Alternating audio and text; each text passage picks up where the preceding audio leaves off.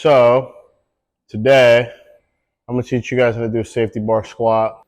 There's a couple of main things that we want to remember going into movements like this. Safety bar, honestly, ever since we received this piece of equipment here at the gym from Bells of Steel, I can't go back anymore. I can't barbell squat anymore because this is clearly the superior way to squat. Solely because it's got these little handles on it, a little bit better on the spine. Let me explain a little bit what I mean by that, right? So we're going to sneak in right now. So a couple of main things we want to point out though. My feet, about 15-degree adduction, very slight adduction. That's going to help me use my glutes a little bit in the movement, right? Give me a little bit of leverage. Another thing that's worth pointing out too is a lot of guys or girls, a lot of people, tend to drive through the heels, just the heels.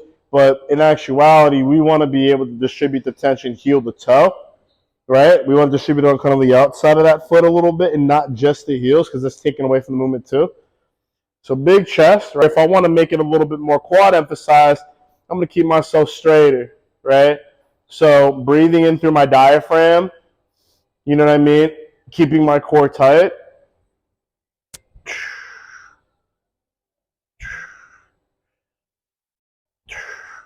Now, if I want to use a little bit more of my glutes and hamstrings, a little bit more, put my posterior chain, be similar to kind of like a low bar squat, in which all I'm going to do is kind of move this down a little bit lower and bring my hips back a little bit more.